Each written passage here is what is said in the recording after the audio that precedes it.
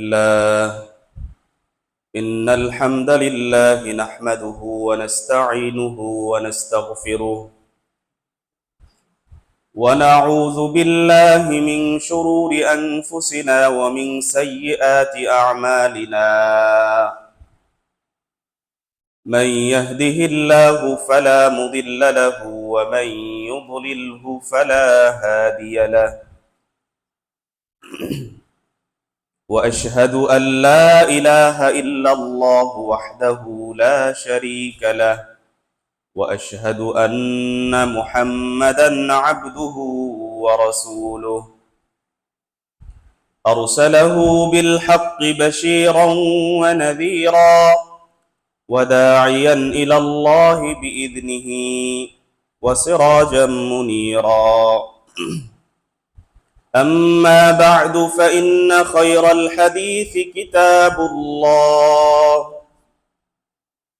وخير الهدى هدى محمد صلى الله عليه وسلم وشر الأمور محدثاتها وكل محدثة بدعة وكل بدعة ضلالة وكل ضلالة في النار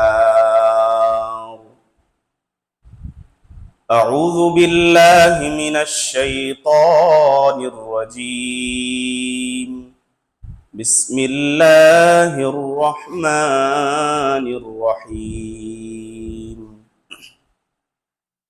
يا أيها الناس اتقوا ربكم الذي خلقكم من نفس واحدة وخلق منها زوجها وبث منهما رجالا كثيرا ونساء واتقوا الله الذي تساءلون به والأرحام إن الله كان عليكم رقيبا يا أيها الذين آمنوا اتقوا الله حق تقاته ولا تموتن إلا وأنتم مسلمون يا أيها الذين آمنوا اتقوا الله وقولوا قولا سديدا يصلح لكم أعمالكم ويغفر لكم ذنوبكم ومن يطع الله ورسوله فقد فاز فوزا عظيما وقال الله سبحانه وتعالى في موضع آخر ولله على الناس حج البيت من استطاع إليه سبيلا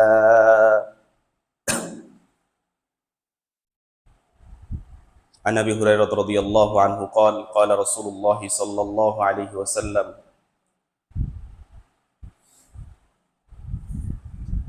من حج لله فلم يرفث ولم يفسق رجع كيوم ولدته أمه أو كما قال عليه الصلاة والسلام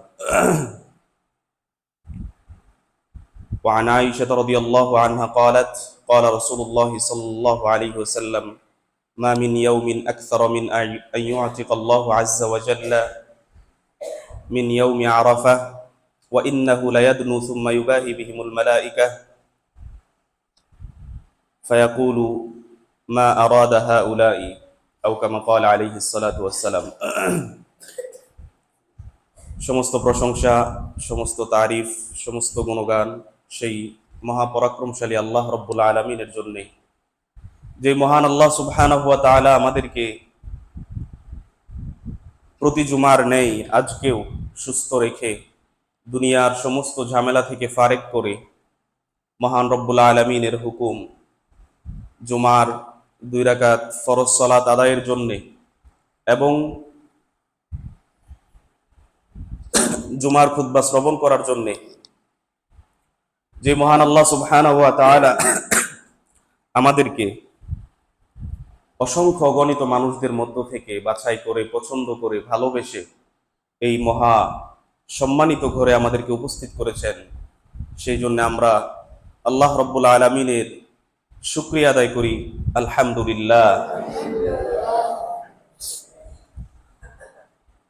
দরুদ এবং সালাম বর্ষিত হোক বিশ্ব মানবতার মুক্তির দিশারি সর্বকালের সর্বশ্রেষ্ঠ মহামানব, যার আদর্শকে বাস্তবায়ন করাই হচ্ছে আমাদের মূল লক্ষ্য এবং উদ্দেশ্য।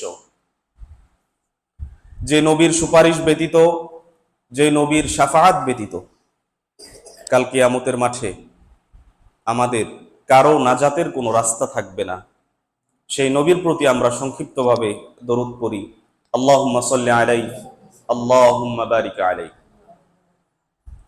সম্মানিত মুসল্লিবৃন্দ, আজকের জুমার খুতবায় আমরা সংক্ষিপ্তভাবে আলোচনা করব মহান রব্বুল আলামিনের ফরজ একটি হুকুম, ফরজ একটি বিধান, হজ পালন করা। হজ্জের মৌসুম চলে এসেছে। যাদের উপর বাইতুল্লাহ হজ পালন করা ফরজ, সামর্থ্যবান, তাদের জন্য একটা গুরুত্বপূর্ণ ইবাদতের নাম হচ্ছে বাইতুল্লাহ হজ সম্পাদন করা। হজ সম্পর্কে আল্লাহ সুবহানাহু ওয়া তাআলা কোরআনুল কারীমের কয়েকটি আয়াত অবতীর্ণ করেছেন এবং হজের গুরুত্ব এবং ফজিলত সম্পর্কে রাসূলুল্লাহ সাল্লাল্লাহু আলাইহি ওয়াসাল্লাম তার হাদিসগুলোর মধ্যে অসংখ্য অগণিত মর্যাদার, ফজিলতের হাদিস বর্ণনা করেছেন। হজ পালন করলে কি লাভ, কি ফজিলত, কি মর্যাদা, এ সম্পর্কে সময়ের সংক্ষিপ্ত পরিসরে যতটুকু পারি আলোচনা করার চেষ্টা করব ইনশাআল্লাহ। ওয়া মা তাওফীকি ইল্লা বিল্লাহ, আলাইহি তাওয়াক্কালতু ওয়া ইলাইহি উনীব। সর্বপ্রথম হজ পালন করার পূর্বে আমাদেরকে অবশ্যই যে জিনিসটা লক্ষ্য রাখতে হবে সেটা হচ্ছে, যেই অর্থ দিয়ে আপনি হজ করতে যাবেন, যেই টাকা দিয়ে আপনি হজ করতে যাবেন, সেই টাকাটা হালাল উপার্জনের হতে হবে। আমরা গত জুমায় আলোচনা করেছিলাম হারাম উপার্জনের ভয়াবহতা। হারাম উপার্জন করলে আল্লাহ সুবহানাহু ওয়া তাআলা হারাম উপার্জনের খাদ্য খেয়ে, হারাম উপার্জনের টাকা পয়সা পরে, হারাম উপার্জনের জামা গায়ে দিয়ে কেউ যদি ইবাদত করে, তাহলে সেই ইবাদত আল্লাহ তাআলা কবুল করবেন না। তো সেই ইবাদতের মধ্যেই অন্যতম একটা ইবাদত হচ্ছে হজ পালন করা। যদি হারাম খেয়ে সালাত আদায় করলে যদি সালাত কবুল না হয়, হারাম খেয়ে যদি দোয়া করলে আল্লাহ তাআলা সেই দোয়া কবুল না করেন, তাহলে এই হজের মতো এত বড়, এত গুরুত্বপূর্ণ একটা বিধান, এইটা যদি আপনি হারাম উপার্জন দিয়ে, হারাম টাকা দিয়ে যদি আপনি হজ পালন করেন, তাহলে এইটা আল্লাহ তাআলার কাছে কতটুকু গ্রহণযোগ্য হবে। এই জন্যে হজ পালন করার পূর্বে অন্যতম একটা শর্ত হচ্ছে হালাল উপার্জন থেকে হজ করা। মানুষের অর্থ মেরে খেয়ে, দুর্নীতি করে, টেন্ডারবাজি করে, হারাম খেয়ে সেই অর্থ দিয়ে যদি কেউ হজ করে, সেই হজ আল্লাহ তাআলার কাছে বিন্দু পরিমাণ গ্রহণযোগ্য হবে না। আমরা কি দেখি আমাদের দেশে অধিকাংশ এমপি মন্ত্রী, অধিকাংশ ওসি ডিসি এসপি, এরা হজ করে আসে নাই? এরা হজ করে এসেছে। অধিকাংশ এমপি মন্ত্রী হজ করে এসেছে। অধিকাংশ এসি ওসি ডিসি এসপি যা কিছু আছে এই সব কিছু হাজি। কিন্তু দেখার বিষয় হচ্ছে তাদের জায়গা থেকে তারা কতটুকু আমানতদারিতার সাথে তাদের দায়িত্ব পালন করেছে, এবং এই জায়গাগুলোতে যারা যায় অধিকাংশই দুর্নীতি না করে থাকতে পারে না। আপনি কি মনে করেন, আমাদের দেশে একটা অফিস আছে যেটা হচ্ছে ভূমি অফিস। ভূমি অফিসে টাকা ছাড়া, ঘুষ ছাড়া, দুর্নীতি ছাড়া সহজে কোনো কাজ সেখান থেকে নিয়ে আসা যায় না। যারা ওখানে চলাফেরা করেন তারা জানেন।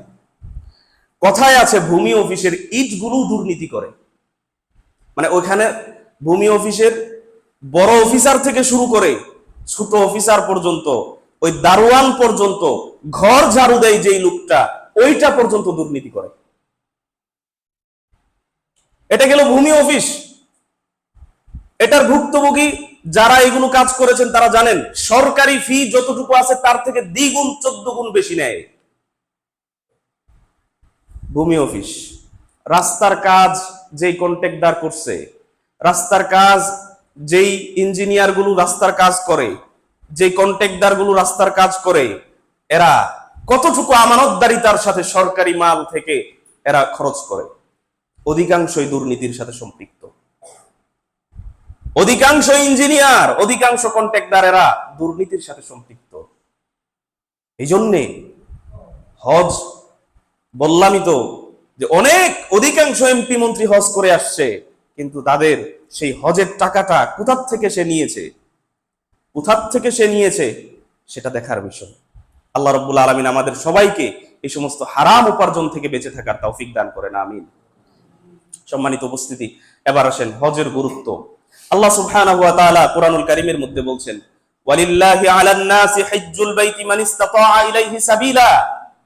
তোমাদের মধ্যে যাদের সামর্থ্য আছে, ওয়ালিল্লাহি আলান নাসি, মানুষদের মধ্যে যাদের সামর্থ্য আছে, মান ইসতাতা, যাদের সামর্থ্য আছে, ইলাইহি সাবিলা, তারা যেন একমাত্র আল্লাহ তাআলাকে সন্তুষ্ট করার জন্য, আল্লাহ তাআলা আয়াতের সর্বপ্রথম শব্দ উল্লেখ করেছেন ওয়ালিল্লাহি, তারা যেন আল্লাহর জন্য হজ করে।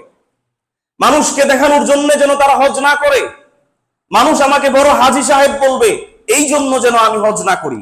আল্লাহ তাআলা শর্ত দিয়েছেন প্রথমেই, ওয়ালিল্লাহি, মানুষের মধ্যে যাদের সামর্থ্য আছে তারা যেন এক আল্লাহ তাআলাকে সন্তুষ্ট করার জন্য হজ করে। ওয়ামান কাফারা ফাইন্নাল্লাহা গানিয়্যুন আনিল আলামিন।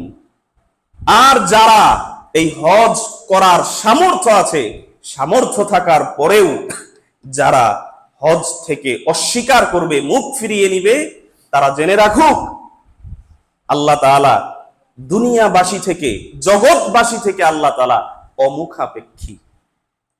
দুনিয়ার কোন মানুষের কাছে আল্লাহ তাআলা মুখাপেক্ষী নন। আপনি যদি হজ না করেন, আপনার সামর্থ্য থাকা সত্ত্বেও যদি আপনি হজ না করেন, আল্লাহ তাআলার কোনো সমস্যা আছে? আমরা যদি সামর্থ্য থাকার পরেও, শরীরে শক্তি থাকার পরেও, জ্ঞান থাকার পরেও আমরা যদি সালাত আদায় না করি, আল্লাহ তাআলার কোনো কমতি হবে? কোনো কমতি হবে না। আল্লাহ তাআলা এটাই বলছেন, আল্লাহ তাআলা বিশ্ব জগৎ থেকে অমুখাপেক্ষী। যে কোনো দিক দিয়ে আল্লাহ তাআলা অমুখাপেক্ষী। আল্লাহ তাআলা কারো মুখাপেক্ষী নন। সূরা ইখলাসের মধ্যে আল্লাহ তাআলা সুস্পষ্ট বলে দিয়েছেন, আল্লাহুস সামাদ, তিনি কারো মুখাপেক্ষী নন, সবাই তার মুখাপেক্ষী। আল্লাহ তাআলা কারো মুখাপেক্ষী নন। আমরা মানুষেরা একজন আরেকজনের সহযোগিতা ছাড়া চলতে পারি না। আমরা একজন আরেকজনের কাছে মুখাপেক্ষী, আমরা আল্লাহ তাআলার কাছে মুখাপেক্ষী। কিন্তু আল্লাহ তাআলা কি বলছেন? আল্লাহুস সামাদ, আল্লাহ তাআলা অমুখাপেক্ষী। আল্লাহ তাআলা কারো মুখাপেক্ষী নন। সুতরাং আমরা যদি সামর্থ্য থাকার পরেও যদি আমরা হজ পালন না করি, তাহলে আল্লাহ তাআলা কিন্তু আমাদের জন্য কঠিন শাস্তির ব্যবস্থা করে রেখেছেন। আল্লাহ তাআলা পরবর্তী অন্য এক আয়াতে বলছেন, আল হাজ্জু আশহুরুম মা'লুমাত, হজের কয়েকটা নির্দিষ্ট মাস আছে। ফামান ফারাদা ফীহিন্নাল হাজ্জ ফালা রাফাথা ওয়ালা ফুসুকা ওয়ালা জিদালা ফিল হজ, যে ব্যক্তি হজে যাবে সে কয়েকটা কাজ থেকে বিরত থাকবে। এক, হজে গিয়ে স্ত্রী সহবাস থেকে বিরত থাকতে হবে। হজে গিয়ে অনর্থক কথাবার্তা থেকে বিরত থাকতে হবে। হজে গিয়ে মিথ্যা কথা, অশ্লীল ফাহেসা কাজ থেকে বিরত থাকতে হবে। এই কাজগুলো হজে গিয়ে, এই কাজগুলো থেকে আমাদেরকে বিরত থাকতে হবে। এটা আল্লাহ তাআলা স্পষ্ট বলে দিয়েছেন। শুধু তাই নয়, আমরা সবাই জানি ইসলাম 5টা বিষয়ের উপর, 5টা খুঁটির উপর, 5টা স্তম্ভের উপর ইসলাম দাঁড়িয়ে আছে।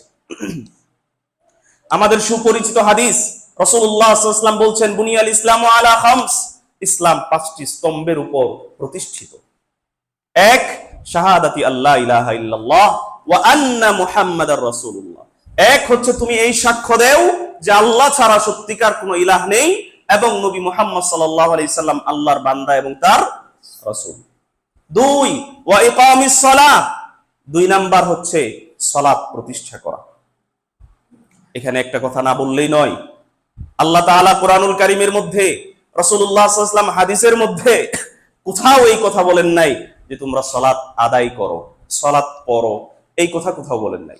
আল্লাহ তাআলা যেই জায়গাতেই, কোরআনের যেই জায়গাতেই সালাতের কথা বলেছেন, সেখানেই বলেছেন ইকামিস সালাহ, আকামুস সালাহ, তোমরা সালাতকে প্রতিষ্ঠা করো। সালাত প্রতিষ্ঠা কিভাবে করবেন? আপনি সালাত আদায় করেন আপনার পরিবারে, আপনার সন্তানরা সালাত আদায় করে কিনা। যদি আপনার সন্তানেরা সালাত আদায় না করে, তাহলে আপনি সালাত প্রতিষ্ঠা করতে পারেন নাই। আপনার স্ত্রী যদি সালাত আদায় না করে, তাহলে আপনি সালাত প্রতিষ্ঠা করতে পারেন নাই। আল্লাহ তাআলা আপনাকে সালাত প্রতিষ্ঠা করতে বলেছেন, আপনাকে সালাত আদায় করতে আল্লাহ তাআলা বলেন নাই।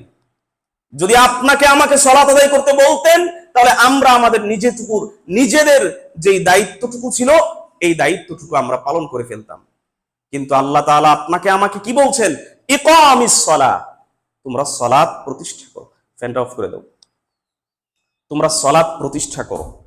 এই জন্যেই আমাদের উচিত, যারা আমরা সালাত আদায় করি, যারা আমরা 5 ওয়াক্ত সালাত আদায় করি, আপনার পরিবারে আপনি সর্বপ্রথম খোঁজ নিবেন। আমাদের স্বভাবটা কি জানেন? আমাদের স্বভাব হচ্ছে এরকম, আমাদের পরিবারের প্রতি আমাদের কোনো খেয়াল নাই। সমাজের অন্য আরেকটা মানুষ নামাজ পড়ে কিনা সেইটা নিয়ে আমরা অনেক মাথা ঘামাই। আরে ভাই, আমার পরিবারে আমার সন্তান যে সালাত আদায় করে না, এই মাথা ঘামানো আপনার কখন সময়? বুঝেন নাই কথা? আপনার পরিবারে আপনার ছেলে সালাত আদায় করে না, আপনার পরিবারে আপনার মেয়ে সালাত আদায় করে না, আপনার পরিবারে আপনার স্ত্রী সালাত আদায় করে না, আপনি অন্য আরেকজনকে নিয়ে মাথা ঘামান। একটু লজ্জা থাকা দরকার, আমাদের একটু হায়া থাকা দরকার, একটু লজ্জা থাকা দরকার। অন্যজনের চিন্তা পরে করেন, আগে নিজের চিন্তাটা করেন না। আপনার পরিবারের দায়িত্ব সম্পর্কে কিয়ামতের মাঠে আল্লাহ তাআলা আপনাকে সর্বপ্রথম জিজ্ঞাসা করবেন। রাসূলুল্লাহ সাল্লাল্লাহু আলাইহি ওয়াসাল্লাম বলছেন, আলা কুল্লুকুম রাঈন ওয়া কুল্লুকুম মাসউলুন আন রাঈয়াতিহি, জেনে রাখো, সাবধান, তোমরা প্রত্যেকটা মানুষ, এক একজন মানুষ প্রত্যেকের জায়গা থেকে এক একজন দায়িত্বশীল। ওয়া কুল্লুকুম রাঈন আন মাসউলাতিহি, আর প্রত্যেকের দায়িত্ব সম্পর্কে কাল কিয়ামতের মাঠে আল্লাহ তাআলা আপনাকে আমাকে জিজ্ঞাসা করবেন। তো আপনি যে আপনার পরিবারের ছেলে সালাত আদায় করে না, আপনার মেয়ে সালাত আদায় করে না, আপনার বউ সালাত আদায় করে না, আপনার বউ পর্দা করে না, আপনার মেয়ে পর্দা করে না, আপনি কেমন দায়িত্বশীল? আপনি আরেকজনকে নিয়ে মাথা কেন ঘামান? আমার কথা কি আপনারা বুঝতে পারছেন? একটু কান দিয়ে ঢুকায়েন, মাথার ভিতরে রাইখেন একটু কথাগুলো, একটু চিন্তা করবেন। এক কান দিয়ে শুনবেন, আরেক কান দিয়ে বের করে দিবেন। সেই জন্য সেই মন মানসিকতা নিয়ে কথা শোনার দরকার নাই। একটু বুঝার চেষ্টা করবেন, প্লাস আমল করার চেষ্টা করবেন। সম্মানিত উপস্থিতি, তাহলে বলছিলাম আল্লাহ তাআলা কোরআনুল কারীমের মধ্যে যেই জায়গাতে সালাতের কথা বলেছেন, সেখানে আল্লাহ তাআলা সালাত প্রতিষ্ঠা করার জন্য বলেছেন। আপনার পরিবারে আপনি সালাত প্রতিষ্ঠা করে ফেলেছেন, আপনার ছেলে সালাত আদায় করে, আপনার মেয়ে সালাত আদায় করে, আপনার বউ সালাত আদায় করে, আপনার বউ পর্দা করে, আপনার মেয়ে পর্দা করে। এবার আপনার আশেপাশে যারা আত্মীয় স্বজন আছে, আপনার ভাই আছে, ভাতিজা আছে, তাদেরকে আপনি সালাতের দাওয়াত দেন, তাদেরকে সালাতের দাওয়াত দেন। আস্তে আস্তে পুরো সমাজে সালাতের দাওয়াত দেন। এটা না হবে সালাত প্রতিষ্ঠা করা? এটার নাম হচ্ছে সালাত প্রতিষ্ঠা করা। আপনি মসজিদে আসতেছেন, আসার সময় একজন মুসলমানকে সামনে দেখা পেলেন, তাকে নিয়ে আসার চেষ্টা করেন যে যাও মসজিদে সালাত আদায় করে আসি। এটার নাম না সালাত প্রতিষ্ঠা করা, এটার নাম সালাত প্রতিষ্ঠা করা। আল্লাহ রাব্বুল আলামিন আমাদেরকে সঠিকটা বুঝার এবং আমল করার তৌফিক দান করেন, আমিন। তাহলে ইসলামের 2 নাম্বার খুঁটি সালাত প্রতিষ্ঠা করা। 3 ওয়া ইতা ইজ যাকাত, যাকাত প্রদান করা। 4 ওয়া সাওমি রমাদান, রমাদান মাসের সিয়াম পালন করা। 5 ওয়াল হাজ্জি, হজ পালন করা। মান ইসতাতা ইলাইহি সাবিলা, যার সামর্থ্য আছে তার জন্য। তাহলে ইসলামের 5 নম্বর যেই খুঁটি, সেটা হচ্ছে যাদের সামর্থ্য আছে তারা বাইতুল্লাহ গিয়ে হজ পালন করবে। এবার আসেন, কেউ যদি একমাত্র আল্লাহ তাআলাকে সন্তুষ্ট করার জন্য হজ করে, তাহলে তার ফজিলত কি? আবু হুরায়রা রাদিয়াল্লাহু আনহু থেকে বর্ণিত, তিনি বলছেন, রাসূলুল্লাহ সাল্লাল্লাহু আলাইহি ওয়াসাল্লাম বলছেন, মান হাজ্জা লিল্লাহি, যে ব্যক্তি একমাত্র আল্লাহ তাআলাকে খুশি করার জন্য, যে ব্যক্তি একমাত্র আল্লাহ তাআলাকে সন্তুষ্ট করার জন্য হজ পালন করবে, ফালাম ইয়ারফুস ওয়ালাম ইয়াফসুক, হজে গিয়ে কোন রকম মিথ্যা কথা বলবে না, কোন রকম অশ্লীল কাজ করবে না, কোন রকম বেহুদা কোনো কাজ করবে না। এই কাজ যে ব্যক্তি করতে পারবে, রাসূলুল্লাহ সাল্লাল্লাহু আলাইহি ওয়াসাল্লাম বলছেন রাজাআ কায়াউমি ওয়ালাদাতহু উম্মু, ওই ব্যক্তি যেন এমন ভাবে দুনিয়াতে আসলো, ওর মায়ের পেট থেকে ছোটবেলায় সে জন্ম হওয়ার পরে যেরকম নিষ্পাপ ছিল, আল্লাহ তাআলা তাকে সেই রকম নিষ্পাপ করে আবার ফিরিয়ে নিয়ে আসেন। সুবহানাল্লাহ। তাহলে বুঝেন, তবে শর্ত কি? শর্ত তিনটা। এক, আল্লাহ তাআলাকে সন্তুষ্ট করার জন্য হজ করতে হবে। হজে গিয়ে কোন রকম, এখন তো শুনি হজে গিয়েও 2 নাম্বারই করে, হজে গিয়েও দুর্নীতি করে, হজে গিয়েও বাটপারি করে। ওদের হজ আল্লাহ তাআলা কতটুকু কবুল করবেন? এই জন্য একমাত্র আল্লাহ তাআলাকে সন্তুষ্ট করার জন্য হজ করতে হবে। সেখানে গিয়ে মিথ্যা কথা বলা নাজায়েজ। সেখানে গিয়ে মিথ্যা কথা বলে যারা আপনার বৃদ্ধ হাজি মুরব্বী, এরা তো কিছু বুঝে না, এদের কাছ থেকে কেমনে 2 টাকা বেশি নেওয়া যায়, ওইটা আমাদের বাংলাদেশিদের এক শ্রেণী সেইখানে দুর্নীতিটা করে। বাংলাদেশিদের মতো দুর্নীতিবাজ বা পৃথিবীর কোথাও মনে হয় নাই। আসলে বিশ্বাস করেন, বাংলাদেশিদের মতো কিছু কিছু দুর্নীতিবাজ যারা, এদের মতো দুর্নীতিবাজ আসলেই মনে হয় সারা পৃথিবীতে কোথাও নাই। সৌদি আরব, ওই দেশে হজ করতে মানুষ যায় সারা পৃথিবী থেকে। ওরা তো ইচ্ছা করলে আপনাদের কাছ থেকে আমাদের কাছ থেকে লাখ লাখ টাকা কামায় নিতে পারে, কিন্তু তারা 1 পয়সা দুর্নীতি করে না। সৌদি আরবের মানুষ ইচ্ছা করলেই অনেক টাকা নিতে পারে সহজ সরল মানুষদের কাছ থেকে, কিন্তু 1টা টাকা দুর্নীতি করে না। ওরা আরো জোর করে হাজী সাহেব যারা আছে তাদেরকে হাদিয়া দেওয়ার চেষ্টা করে। জোর করে আপনাকে খেজুর দিবে, জোর করে আপনাকে এইটা দিবে ওইটা দিবে, টাকা হাদিয়া দিবে, এই হাদিয়া দিবে সেই হাদিয়া দিবে, জোর করে। ওটা না ঈমান? আর আমাদের ভিতরে কি ঈমান? আমাদের ভিতরে কি ঈমান? তো আল্লাহ তাআলাকে সন্তুষ্ট করার জন্য হজ পালন করতে হবে।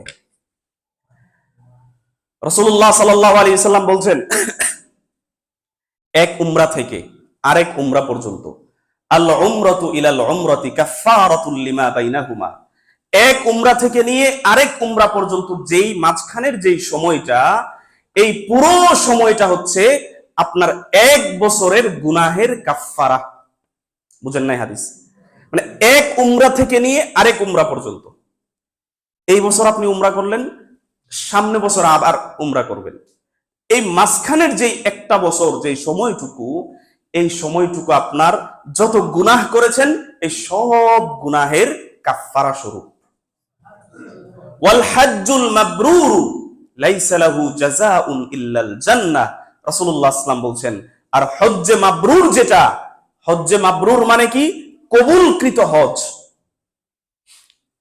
এইখান থেকে আরেকটা বিষয় বোঝা যায় যে মানুষ হজ করলেই সেটা হজ্জে মাবরুর হয় না, মানুষ হজ করলেই সেটা হজ্জে মাবরুর হবে না, মানুষ হজ করলেই সেটা আল্লাহ তাআলা কবুল করবেন না। রাসূলুল্লাহ সাল্লাল্লাহু আলাইহি ওয়াসাল্লাম বলছেন, ওয়াল হাজ্জুল মাবরুর লাইসা লাহু জাযাউন ইল্লাল জান্নাহ, আর হজ্জে মাবরুরের প্রতিদান একমাত্র জান্নাত ছাড়া আর কিছুই না। হজ্জে মাবরুর যদি আপনার হজটা কবুল হয়ে যায়, তাহলে এর প্রতিদান একমাত্র জান্নাত, একমাত্র জান্নাত। সম্মানিত উপস্থিতি, এরপরে হজের সাথে আরো কিছু সম্পৃক্ত জিনিস আছে। যেমন ধরেন, হজ করতে গিয়ে যারা হাজী সাহেব তারা কালো পাথরে চুমা দেয়, হাজরে আসওয়াদ। সেই হাজরে আসওয়াদটার বর্তমান চিত্র কেমন? বর্তমান হাজরে আসওয়াদকে খুব কালো দেখা যায়। এটা এমন কালো ছিল না। রাসূলুল্লাহ সাল্লাল্লাহু আলাইহি ওয়াসাল্লাম বলছেন, নাজালাল হাজারুল আসওয়াদু মিনাল জান্নাহ, নাজালাল হাজারুল আসওয়াদু মিনাল জান্নাহ। হাজরে আসওয়াদটাকে আল্লাহ তাআলা কোথা থেকে পাঠিয়েছেন? জান্নাত থেকে পাঠিয়েছেন। ওয়া হুয়া আশাদ্দু বায়াদাম মিনাল লাবান, যখন হাজরে আসওয়াদটাকে আল্লাহ তাআলা জান্নাত থেকে পাঠালেন, তখন সেটার কালার কেমন ছিল? ওয়া হুয়া আশাদ্দু বায়াদাম মিনাল লাবান, সেটা দুধের যেই সাদা কালার, সেই দুধের সাদা কালারের চেয়েও বেশি সাদা ছিল। সুবহানাল্লাহ। সেটা দুধের সাদা কালারের চেয়েও বেশি সাদা ছিল। এরপর এটা কালো হলো কিভাবে? রাসূলুল্লাহ সাল্লাল্লাহু আলাইহি ওয়াসাল্লাম বলছেন, ফাসাওয়াদাতহু খাতায়া বানি আদম, অতঃপর বনি আদমের, আদম সন্তানের, মানুষের পাপের কারণে এটা আস্তে আস্তে আস্তে আস্তে কালো হয়ে গেছে। অর্থাৎ হাজরে আসওয়াদটা ছিল সাদা, এখানে চুম্বন করতে করতে করতে করতে মানুষের যে গুনাহগুলো সেগুলো ওই হাজরে আসওয়াদের ভিতরে লেগে গিয়েছে। ওইখানে লেগেছে মানে আপনার আমার গুনাহ আল্লাহ তাআলা কি করে দিয়েছেন? ক্ষমা করে দিয়েছেন। যারা ওইখানে চুম্বন করতে পারবে, হাজরে আসওয়াদে যারা চুম্বন করতে পারবে, তাদের জীবনের সব গুনাহকে আল্লাহ তাআলা ক্ষমা করে দেন। শুধু তাই না, রাসূলুল্লাহ সাল্লাল্লাহু আলাইহি সাল্লাম বলছেন, হাজরে আসওয়াদ সম্পর্কে রাসূলুল্লাহ সাল্লাল্লাহু আলাইহি ওয়াসাল্লাম বলছেন, ওয়াল্লাহি, আল্লাহর কসম, লা ইয়াবআসান্নাহুল্লাহু ফি ইয়াউমিল কিয়ামাহ, আল্লাহ তাআলা কিয়ামতের দিন এই হাজরে আসওয়াদকে লাহু আইনানে, দুইটা চক্ষু দিবেন। এই দুনিয়াতে যে হাজরে আসওয়াদ, এই হাজরে আসওয়াদকে আল্লাহ তাআলা কিয়ামতের দিন কি দিবেন? দুইটা চোখ দিবেন। ইউবসিরু বিহিমা, যেই দুই চোখ দিয়ে সে দেখতে পারবে। ওয়ালিসানুন ইয়ানতিকু বিহি, এবং একটা জবান দিবেন, মুখ দিবেন, সেই মুখ দিয়ে সে কথা বলবে।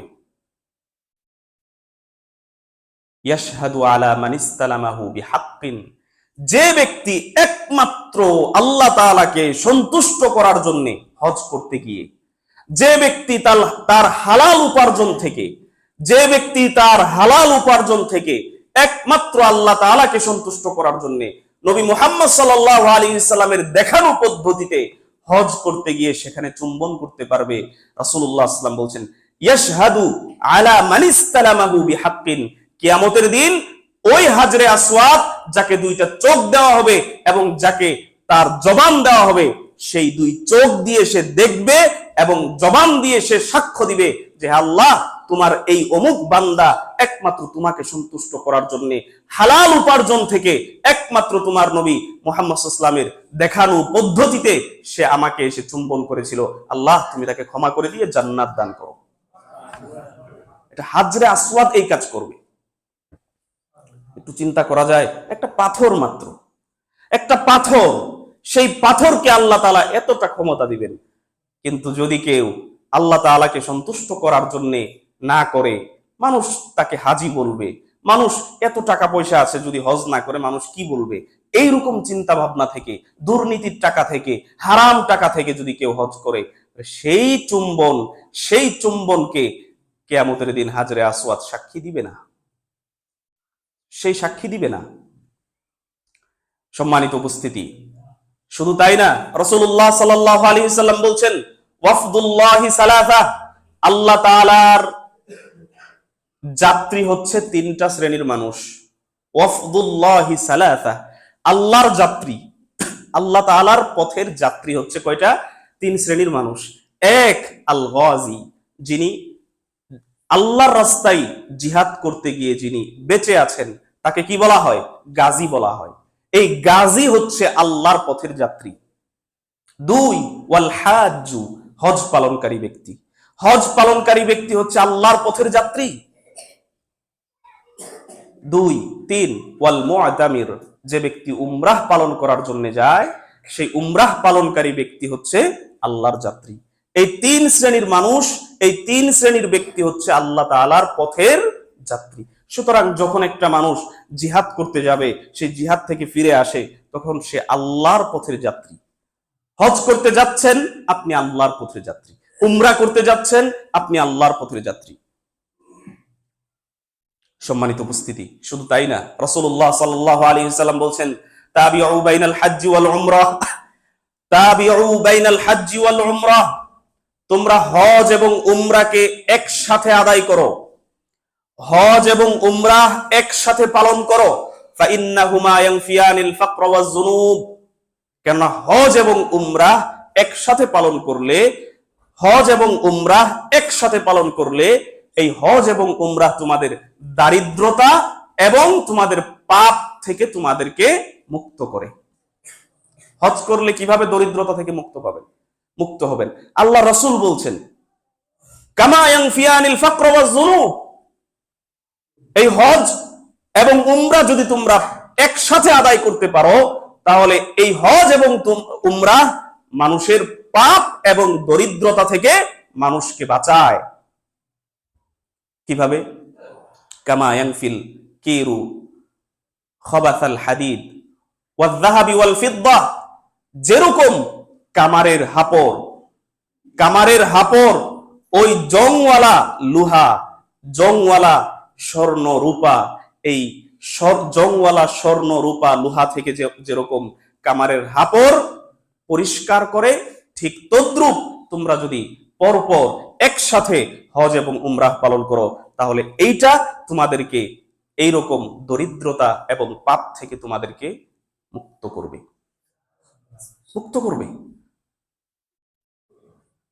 রাসূলুল্লাহ সাল্লাল্লাহু আলাইহি ওয়াসাল্লাম শেষ অংশে বলছেন, ওয়াল হাজ্জু মাবরুরুন লাইসা লাহু সাওয়াবুন ইল্লাল জান্নাহ, আর হজ্জে মাবরুরের সওয়াব, হজ্জে মাবরুরের প্রতিদান একমাত্র জান্নাত। সুতরাং আমাদেরকে, যদি আমরা যাদের আমাদের সামর্থ্য আছে, আমরা যদি হজ এবং উমরাহ করি, তাহলে এই হজ এবং উমরাহ আমাদের পাপ থেকেও আমাদেরকে বাঁচাবে এবং আমাদের দারিদ্রতা থেকেও আমাদেরকে বাঁচাবে। দেখা যাচ্ছে যে আপনার 4-5 লাখ টাকা চলে যাচ্ছে, কিন্তু আল্লাহ তাআলা অন্য দিক দিয়ে আপনাকে সেই টাকা পূরণ করে দিবেন। এটা আল্লাহ তাআলার ওয়াদা, রাসূলুল্লাহ সাল্লাল্লাহু আলাইহি ওয়াসাল্লামের ওয়াদা, রাসূলুল্লাহ সাল্লাল্লাহু আলাইহি ওয়াসাল্লামের হাদিস। শুধু তাই না, হজ করতে গিয়ে আরেকটা জায়গা আছে, সেটাকে বলা হয় আরাফার ময়দান। আরাফার ময়দানে সমস্ত হাজিরা, লক্ষ লক্ষ হাজিরা, সারা পৃথিবী থেকে যারা হজ করতে যায়, সমস্ত হাজি সাহেবরা সে আরাফার ময়দানে অবস্থান করে। সেই দিনটাই হচ্ছে হজ্জের দিন। আরাফার ময়দানে গিয়ে মানুষ আল্লাহর কাছে কান্নাকাটি করে দোয়া করে।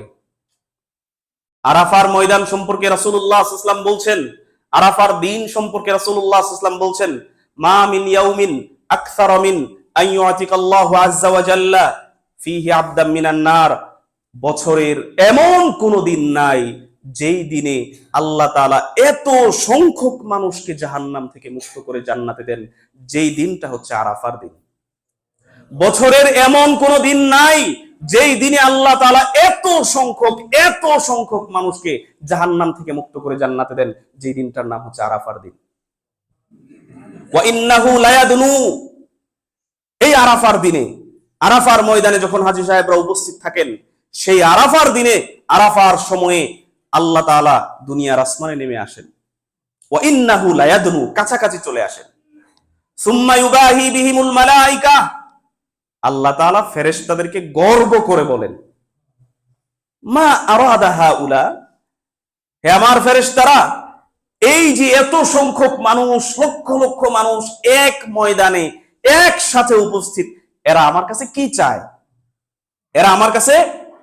কি চায়?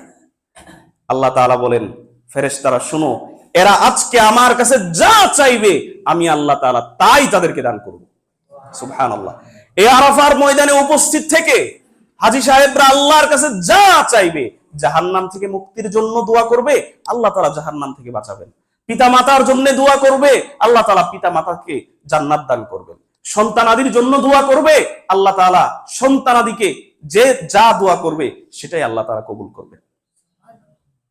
এটাই আল্লাহ তাআলা ফেরেশতাদের সাথে গর্ব করে বলেন, এরা কি চায়, এরা যা চাইবে আজকে আমি এদেরকে তাই দিয়ে দিব। সম্মানিত উপস্থিতি, সুতরাং আমাদেরকে এই হজ, যাদের সামর্থ্য আছে তাদেরকে অবশ্যই এই হজ সম্পাদন করতে হবে। কিন্তু আমাদের বাংলাদেশের একটা নিয়ম হচ্ছে, আমাদের বাংলাদেশের অধিকাংশ মানুষ মনে করে বুড়া হয়ে গেলে তারপরে হজ করবে। এটা আমাদের দেশের মানুষ মনে করে, কিন্তু যখন আপনার শরীরে শক্তি থাকবে না, যখন আপনি বৃদ্ধ হয়ে গেছেন, যখন আপনি হজ করতে গেলে আপনার চারটিখানি ব্যাপার না, এখানে শরীরের শক্তির প্রয়োজন হয়। ওই যে হাজরে আসওয়াদ আছে, সেই হাজরে আসওয়াদে সালামটা ফেরানোর সাথে সাথে হাজার হাজার লক্ষ লক্ষ মানুষ গিয়ে ঝাঁপ দেয়। বুঝেন নাই কথা? তো এখন সেখানে 80 বছরের একটা মুরব্বী যায় যদি ওইখানে চুমা দিতে চায়, পারবে? সম্ভব? লাখ লাখ মানুষের ভিড়, লাখ লাখ মানুষের ভিড়। এই জন্য হজ করতে গেলে শরীরের শক্তি নিয়ে যুবক বয়সে যাদের সামর্থ্য আছে তারা যুবক বয়সেই হজ করার চিন্তা ভাবনা করেন, নিয়ত করেন। এছাড়া যদি সেই বৃদ্ধ বয়সে যান, তখন এমনও তো বৃদ্ধ আছে যে হুইল চেয়ার দিয়ে হজ করতে নিয়ে গেছে, হুইল চেয়ার দিয়ে একজনে ধাক্কাইতেছে আর একজনে হাজী সাহেব হুইল চেয়ার দিয়ে সবকিছু করতেছে, তওয়াফ করতেছে হুইল চেয়ার দিয়ে। আপনার হাজরে আসওয়াদ চুম্বন করতে হয়, আরাফার ময়দানে উপস্থিত হতে হয়, মিনায় অবস্থান করতে হয়, মুজদালেফায় অবস্থান করতে হয়, শয়তানকে পাথর মারতে হয়, কুরবানি করতে হয়, মাথা মুন্ডন করতে হয়, কত কাজ। তাওয়াফ যে করতে হয়, তাওয়াফটা করতে গেলেই তো মানুষের অবস্থা খারাপ হয়ে যায়। আর হাজরে আসওয়াদ তো আছেই। এই জন্য আমাদের যাদের সামর্থ্য আছে, আমরা দ্রুত নিয়ত করি হালাল উপার্জন থেকে, হারাম উপার্জন থেকে না। আপনি হজ করতে যাবেন, হজ করতে যাওয়ার আগে আপনি মাথার মধ্যে চিন্তা আনবেন যে আমার কাছে কে কত টাকা পায়। 1 টাকা ঋণ রেখে হজ করতে গিয়ে লাভ নাই, 1 টাকা মানুষের মেরে খেয়ে দিয়ে ওই হজ করতে লাভ নাই। মানুষের যত হক আছে, ওই যে গত জুমায় বলেছিলাম, বনের সম্পত্তি আপনার পরিশোধ করে তারপরে হজ করতে যান। বনের সম্পত্তি পরিশোধ করে, বনের হক আদায় করে তারপরে হজ করতে যান। আপনার বাবা মারা গেছে, আপনার বাবা আপনার ফুফুকে তার হক আদায় করে যান নাই, আপনার বাবাকে যদি আপনি জাহান্নাম থেকে বাঁচাতে চান, আপনি আপনার ফুফুর সম্পত্তি আপনি দিয়ে দিবেন, এটা আপনার উপর ওয়াজিব, যদি আপনার বাবাকে আপনি জাহান্নাম থেকে বাঁচাতে চান।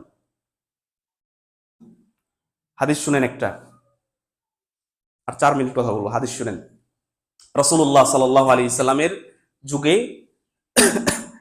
রাসূলুল্লাহ সাল্লাল্লাহু আলাইহি সাল্লামের যুগে একজন লোক সাহাবীদের সাথে আপনার জিহাদ করেছে, যুদ্ধ করেছে। যুদ্ধ করতে করতে করতে করতে এক পর্যায়ে সেই সাহাবী, সেই লোকটা মারা গেছে, শহীদ হয়ে গেছে। তো তাবুকের যুদ্ধের দিন একটা লোক যুদ্ধ করতে করতে, জিহাদ করতে করতে মারা গেছে। তো মারা যাওয়ার পরে তো জীবিত সাহাবী যারা ছিল তারা পাশ দিয়ে যাচ্ছে, পাশ দিয়ে যাওয়ার সময় বলতেছে ফুলানুন শাহিদ, ফুলানুন শাহিদ, ফুলানুন শাহিদ, এই ব্যক্তিটা শহীদ হয়েছে। মানে যখন মানুষ মুসলমানদের মধ্যে যখন জিহাদ করতে করতে মারা গেছে, তখন জীবিত সাহাবীরা তো বলবেই, যেহেতু মারা গেছে তাহলে কি এরা শহীদ। তো জীবিত সাহাবীরা বলতেছে যে ফুলানুন শাহিদ, এই ব্যক্তি শহীদ, ফুলানুন শাহিদ, এই ব্যক্তি শহীদ, ফুলানুন শাহিদ, এই ব্যক্তি শহীদ। যখন এই ব্যক্তি শহীদ এই কথা পর্যন্ত এসেছে, তখনই রাসূলুল্লাহ সাল্লাল্লাহু আলাইহি ওয়াসাল্লাম বললেন কি জানেন? কাল্লা, কখনোই না, ইন্নী রাআইতুহু ফিন্নার, নিশ্চয় আমি একে জাহান্নামের আগুনে জ্বলতে দেখতেছি। এই জাহান্নামের আগুনে জ্বলতেছে, কারণ কি? সে গনিমতের মাল থেকে একটা চাদর আত্মসাৎ করেছিল। বুঝতেছেন কথা? গনিমতের মাল থেকে একটা চাদর আত্মসাৎ করার কারণে নবী মুহাম্মদ সাল্লাল্লাহু আলাইহি ওয়াসাল্লামের যুগে সাহাবীদের সাথে, নবী মুহাম্মদ সাল্লাল্লাহু আলাইহি ওয়াসাল্লামের সাথে কাফেরদের বিরুদ্ধে যুদ্ধ করার পরেও, নিজের জীবন বিলিয়ে দেওয়ার পরেও লোকটা কোথায় গিয়েছে? জাহান্নামে গিয়েছে। আর আপনি মনে করেন আপনার বোনকে, আপনার ফুফুকে তার সম্পত্তি না দিয়ে, তার হক আদায় না করে, মানুষের টাকা মেরে খেয়ে, দুর্নীতি করে, টেন্ডারবাজি করে আপনি জান্নাতে যাবেন? ওই লোকটা জিহাদ করেছে, ওই লোকটা আল্লাহর নবীর পিছনে নামাজ পড়েছে, ওই লোকটা সাহাবীদের সান্নিধ্য পেয়েছে, ওই লোকটা আল্লাহর রাসূলের সান্নিধ্য পেয়েছে, তারপরেও জাহান্নামে যেতে হয়েছে। আর আপনি কি মনে করেন? লাখ লাখ টাকা দুর্নীতি করে মানুষ, তারপরেও মুখে দাঁড়িয়ে আছে। লাখ লাখ টাকা দুর্নীতি করে মানুষ, তারপরেও মাথায় টুপি আছে। লাখ লাখ টাকা দুর্নীতি করে মানুষ, তারপরেও সেখানে হজ করতে যায়। সাবধান। এই ঘটনার পরে সাহাবীদের মধ্যে রাসূলুল্লাহ সাল্লাল্লাহু আলাইহি সাল্লামের অন্য আরেক বর্ণনায় এসেছে, রাসূলুল্লাহ সাল্লাল্লাহু আলাইহি সাল্লামের একজন খাদেম ছিল, সেই খাদেম হঠাৎ করে যুদ্ধ করতে করতে করতে করতে মারা গেছে, শহীদ হয়ে গেছে। তখন সাহাবীরা, জীবিত সাহাবীরা বলতেছে ফুলানুন শাহিদ, ফুলানুন শাহিদ, ফুলানুন শাহিদ, এই ব্যক্তি শহীদ, এই ব্যক্তি শহীদ, এই ব্যক্তি শহীদ। এই কথা বলা মাত্র রাসূলুল্লাহ সাল্লাল্লাহু আলাইহি ওয়াসাল্লাম আবার সেই কথা বললেন যে কাল্লা, কখনোই না, এই ব্যক্তিকে আমি সামান্য একটা গনিমতের মাল থেকে সাধারণ সামান্য একটা চাদর আত্মসাৎ করার জন্য এই চাদর তাকে জাহান্নামের আগুনে অঙ্গার করতেছে। এই কথা রাসূলুল্লাহ সাল্লাল্লাহু আলাইহি ওয়াসাল্লাম বলার পরে সাহাবীদের মধ্যে যারা একটা গনিমতের মাল থেকে একটা সুতা নিয়েছিল, না বলে গনিমতের মাল বন্টন করার আগে যারা সাহাবীদের মধ্যে ওই গনিমতের মাল থেকে একটা সুতা যারা নিয়েছিল, দুইটা সুতা যারা নিয়েছিল, তারা রাসূলুল্লাহ সাল্লাল্লাহু আলাইহি ওয়াসাল্লামের কাছে এসে ওই একটা সুতা জমা দিচ্ছে, ওই দুইটা সুতা জমা দিচ্ছে। রাসূলুল্লাহ সাল্লাল্লাহু আলাইহি ওয়াসাল্লাম বললেন, শিরাকুম মিনান নার ওয়া শিরাকান মিনান নার, সাহাবীরা শুনো, তোমাদের কাছে যদি এই গনিমতের মাল থেকে এই সুতা একটা থাকতো, এই সুতা দুইটা থাকতো, তাহলে এই সুতা একটা সুতা দুইটার কারণে তোমাদেরকে জাহান্নামে যেতে হতো। সামান্য একটা সুতা আত্মসাৎ করার জন্য যদি জাহান্নামে যেতে হয়, সামান্য একটা সুতা, একটা ফিতা, এগুলো আত্মসাৎ করার জন্য যদি জাহান্নামে যেতে হয়, তাহলে আপনি আমি চিন্তা করে দেখেন তো, কত মানুষের কত দিক দিয়ে হক নষ্ট করেছেন আপনি, কত মানুষের কত দিক দিয়ে আপনি হক নষ্ট করেছেন। সুতরাং আমাদেরকে সাবধান হতে হবে। সর্বশেষ যে কথা, আল্লাহ রাব্বুল আলামিন যেন আমাদের সবাইকে বাইতুল্লাহ, যাদের হজ করার সামর্থ্য আছে, যুবক বয়সে যেন আমরা বাইতুল্লাহ গিয়ে হজ সম্পাদন করতে পারি। শুধু হজ সেখান থেকে করে আসলে হবে না। রাসূলুল্লাহ সাল্লাল্লাহু আলাইহি ওয়াসাল্লাম যে বলছেন যে একজন মানুষ যদি আল্লাহ তাআলাকে সন্তুষ্ট করার জন্য হজ করে, সে তার মায়ের গর্ভ থেকে যেভাবে জন্ম হওয়ার পরে যেরকম নিষ্পাপ হয়, সেও এরকম নিষ্পাপ হয়ে যায়। কিন্তু দেশে এসে যদি সালাত আদায় না করে, নিষ্পাপ থাকে তো? কি মনে করেন আপনারা? দেশে এসে সালাত আদায় করলো না, নিষ্পাপ আছে? সিয়াম পালন করলো না, নিষ্পাপ আছে? নাই। এই হজ তার বিন্দু পরিমাণ কাজে আসবে না। এই জন্য আমাদেরকে সতর্ক থাকতে হবে। যারা হজ করেছি, হজকে আপনি কাজে লাগাবেন। যারা হজ করি নাই, সামর্থ্যবান আছি, আল্লাহ তাআলা যেন আমাদেরকে যুবক বয়সেই সেইখানে যাওয়ার তৌফিক আল্লাহ তাআলা দান করেন, আমিন। সেইখানে কি জিনিস, একজন মুসলমানের অন্যতম একটা আশা আকাঙ্ক্ষা তো থাকার কথা যে আমি হজ করতে যাব, আমি মক্কা মদিনায় যাব। কিন্তু আমাদের আশা কি থাকে? আমাদের যুবক ভাইদের আশা কি থাকে? কক্সবাজার যাব, সেন্ট মার্টিন যাব, সিলেট জাফলং যাব, অমুক অমুক দেশে যাব, তমুক দেশে যাব। এই হচ্ছে আমাদের ঈমান। কিন্তু একজন ঈমানদারের ঈমান তো থাকা প্রয়োজন। তার জীবনের সবচেয়ে মূল্যবান সফর তো সেটাই হবে যেটা সে বাইতুল্লাহ হজ করতে যাবে, উমরা করতে যাবে। আল্লাহ রাব্বুল আলামিন আমাদেরকে সেই তৌফিক দান করেন, আমিন। সর্বশেষ যেই কথা, আমাদের মুসল্লিদের সংখ্যা, মুসল্লিরা মসজিদ থেকে হারিয়ে গেছে। মুসল্লিরা মসজিদ থেকে হারিয়ে গেছে কিভাবে? রমজান মাসে তো মুসল্লি মসজিদ ভরপুর থাকে, তাই তো? আমাদের এশার সময় আমাদের মাদ্রাসার ছাত্ররা মাদ্রাসায় নামাজ পড়ে, এশারের নামাজটা, তখন বোঝা যায় যে মুসল্লি কয়টা আছে, রানিং মুসল্লি কয়টা আছে। এই জন্য সতর্ক হন। জাহান্নাম থেকে বাঁচার জন্য হলেও 5 ওয়াক্ত নামাজ অন্তত পক্ষে পড়েন। যদি 5 ওয়াক্ত নামাজ না পড়েন, আপনাকে দুনিয়ার মানুষও ভালো বলবে না, ফেরেশতারাও ভালো বলবে না, আল্লাহ তাআলাও আপনাকে ভালো বলবে না। মানুষ বেনামাজি হয়ে মারা গেলে ওকে মানুষ ওই জানাজা যে আছে, ওই জানাজাটাও মানুষ অন্তর থেকে পড়ে না, অন্তর থেকে পড়ে না, অন্তর থেকে ওই মানুষের জন্য দোয়া করে না। সুতরাং সাবধান হন, নামাজ আবার শুরু করেন। আপনি তো পড়বেনই, আপনার পরিবারের সদস্যদেরকেও সালাত আদায় করার প্রতি উদ্বুদ্ধ করেন। আপনি একদম কারফিউ জারি করেন যে আপনার ঘরে আপনার পরিবারের সদস্য হয়ে থাকতে হলে সালাত আদায় করতে হবে। আপনার ঘরের আপনার পাতিলের ভাত খায় আপনার ছেলে, আপনার সব কথা মানে। আপনি যখন বলেন যে খেতে যাইতে, কাজ করার জন্য খেতে যাইতে পারে, আপনি যখন যেই কাজ করতে বলেন সেই কাজই আপনার ছেলে করে। সালাত আদায় করার কথা বললে আপনার ছেলে করবে না? কি বলেন আপনি? কারণ দুর্বলতা আপনার ভিতরে। যদি এই দুর্বলতা আপনার ভিতরে থাকে, তাহলে আপনাকে কাল কিয়ামতের মাঠে জবাব দিতে হবে। আল্লাহ রাব্বুল আলামিন যেন আমাদের সবাইকে সঠিকটা বুঝার এবং আমল করার এবং পরিপূর্ণ হেদায়েত দান করেন, আমিন।